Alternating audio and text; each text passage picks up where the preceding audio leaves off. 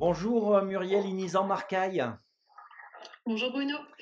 Muriel, je suis ravi de vous accueillir dans cette séquence La vie continue pour évoquer avec vous une action de la Fondation Legrand, puisque vous êtes Mhm. chargé de projet et de partenariat RSE au sein du groupe Legrand.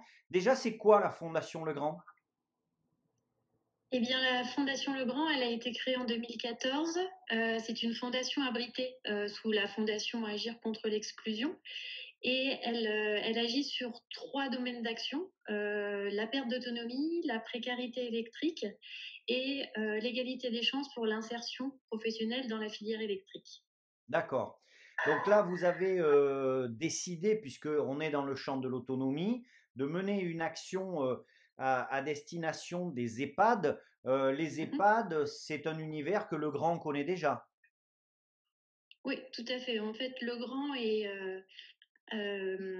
installe, enfin fait installer, installe, enfin propose aux EHPAD un certain nombre de produits et de services qui sont donc installés dans ces établissements. Et puis, effectivement, comme vous le disiez, sur l'autonomie, c'est un des domaines d'action de la Fondation Legrand qui interagit pour les personnes les plus fragiles en perte d'autonomie. Alors, la Fondation Legrand a décidé de mettre en place un fonds de solidarité en direction des EHPAD. C'est quoi l'objectif de ce fonds de solidarité? C'est d'apporter une aide très rapide, concrète au personnel de ces EHPAD. On a tendance à avoir beaucoup d'actions qui sont mises en place en faveur des résidents et des familles des Mhm. résidents pour que le lien ne soit pas rompu entre ces personnes-là puisque tout le monde est confiné. L'idée là, c'était d'apporter une aide au personnel, soignant ou non soignant des EHPAD, pour qu'ils puissent vraiment tenir le coup jusqu'au bout et pour apporter une meilleure qualité de service auprès des résidents des EHPAD. Alors, est-ce que ce fonds de solidarité s'adresse à tous les types d'EHPAD, les privés, les publics?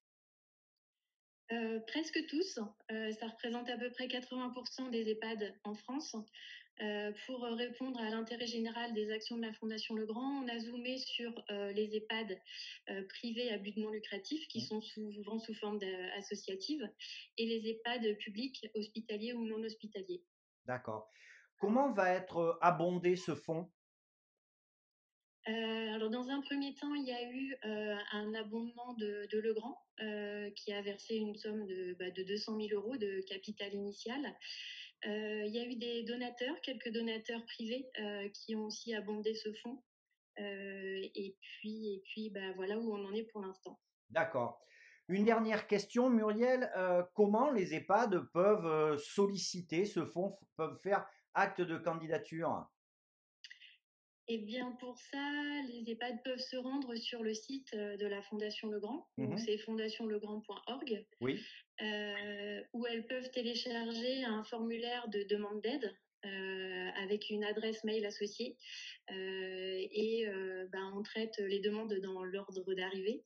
Et ensuite, on en a un processus un peu allégé qui permet d'aller assez vite. On fait notre possible pour que entre le moment de la demande et le versement de la somme demandée, il se passe une semaine environ. très bien. Bah, écoutez, c'est une belle initiative, hein. Vous féliciterez de notre part l'ensemble du groupe Legrand, hein. On sait que vous menez beaucoup d'actions citoyennes, que ce soit auprès des personnes âgées, auprès des personnes en situation de handicap. Je sais que vous êtes particulièrement actif sur ce domaine-là. Merci beaucoup, Muriel. Et puis, ben, ce canal est le vôtre. S'il y a encore de la communication à faire, vous n'hésitez pas à nous contacter. Super, merci beaucoup à vous.